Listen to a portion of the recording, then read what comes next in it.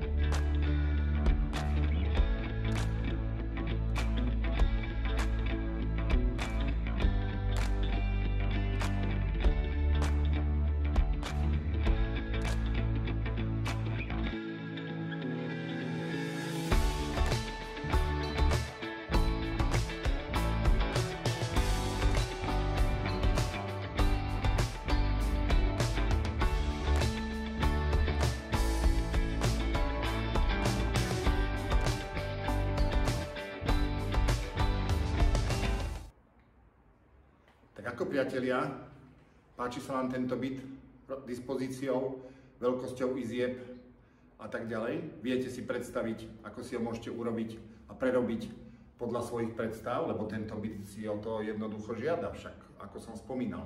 Aj okná sú pôvodné, aj celý byt je v pôvodnom stave. Treba aj elektriku novú, aj stierky a všetko proste, kuchynskú linku, zariadenie izieb. Ale odmenou vám bude krásne bývanie nedaleko centra mesta, na ideálnom druhom poschodí, aj keď nemáme výťah. Takže ak si toto viete predstaviť a môžu vám aj vizualizácie napomenúť, ktoré na tejto web stránke k tomuto videu uvidíte, tak smelo volajte, kľúče mám u seba, môžeme sa dohodnúť na obhliadke naživo. Volajte, píšte Igor Ambrózy 0948 22 44 24 alebo mail igor@ambrozy.sk. Teším sa na vás, pekný deň.